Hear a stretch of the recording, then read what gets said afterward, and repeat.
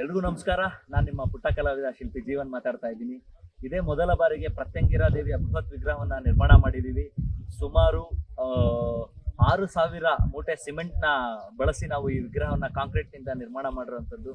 ಇಟ್ಟಿಗೆ ಚೂರನ್ನ ಬಳಸದೇನೆ ಮೊದಲ ಬಾರಿಗೆ ನಾವು ಈ ಕಾಂಕ್ರೀಟ್ ನಲ್ಲಿ ಪ್ರತ್ಯಂಗಿರಾ ದೇವಿಯ ಮೂರ್ತಿಯನ್ನ ನಿರ್ಮಾಣ ಮಾಡಿರುವಂತದ್ದು ಬಹಳ ವಿಶೇಷ. ಗೋಲ್ಡ್ ಪೇಂಟ್ ನ ಲೇಪನ ಮಾಡಿ ಅಟ್ರಾಕ್ಷನ್ ಆಗಿ ಮಾಡಿರುವಂತದ್ದು. ಮತ್ತೆ ಕೆಳಭಾಗದಲ್ಲಿ ಈಗಲೂ ಕನ್ಸ್ಟ್ರಕ್ಷನ್ ನಡೀತಾ ಇದೆ. ಇದೇ ತಿಂಗಳು 19, 20, 21ನೇ ತಾರೀಕು ಉದ್ಘಾಟನೆ ಇರುತ್ತೆ. ತಾವೆಲ್ಲರೂ ಗ್ರಾಮಸ್ಥರು ಹಾಗೂ ಇಡೀ ಕರ್ನಾಟಕದ ಮೂಲೆಯಿಂದ ನಮ್ಮ ಪ್ರತ್ಯಂಗಿರಾ ದೇವಿಯ ಭಕ್ತರುಗಳು ಬಂದು ಉದ್ಘಾಟನೆಯನ್ನ ತುಂಬಾ ವಿಜೃಂಭಣೆಯಿಂದ ನಡೆಸಬೇಕು. ತುಂಬಾ ಮುಖ್ಯ ಅತಿಥಿಗಳು ಎಲ್ಲ ತುಂಬಾ ದೊಡ್ಡ ಮಟ್ಟದಲ್ಲಿ ವಿಗ್ರಹವನ್ನ ಉದ್ಘಾಟನೆಯನ್ನ ಮಾಡ್ತಾ ಇದ್ದೀವಿ.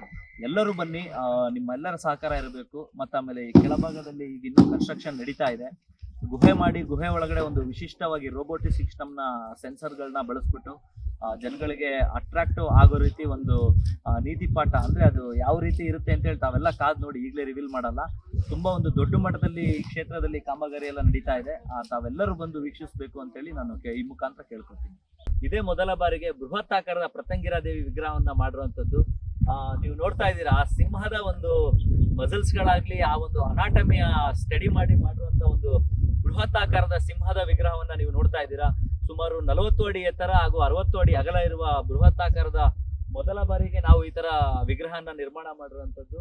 ಇಷ್ಟು ಬೃಹತ್ ಆಕಾರದ ಒಂದು ಸಿಂಹದ ವಿಗ್ರಹ ಏಷ್ಯಾ ಬುಕ್ ಆಫ್ ರೆಕಾರ್ಡ್ ಅವರು ಕೂಡ ಕಾಲ್ ಮಾಡಿದ್ರು. ಫೋಟೋಸ್ ಎಲ್ಲ ನೋಡಿ ಬಹಳ ಖುಷಿ ಆಗ್ತಾ ಇದೆ. ಇನ್ನಷ್ಟು ಹೆಚ್ಚು ಈ ತರ ಕೆಲಸಗಳನ್ನ ಮಾಡೋಣ ಈ ಕ್ಷೇತ್ರದಲ್ಲಿ. ಎಲ್ಲ ಆಲ್ರೆಡಿ ಈಗ ಒಂಥರ ಟೂರಿಸಂ ಡಿಪಾರ್ಟ್ಮೆಂಟ್ ಇಂದ ಏನೋ ಮಾಡಿರೋ ತರ ದೊಡ್ಡ ವಿಗ್ರಹ ಆಗಿರೋ ತರ ಎಲ್ಲರೂ ಬಂದು ನೋಡಕ್ಕೆ ಬರ್ತಾ ಇದ್ದಾರೆ.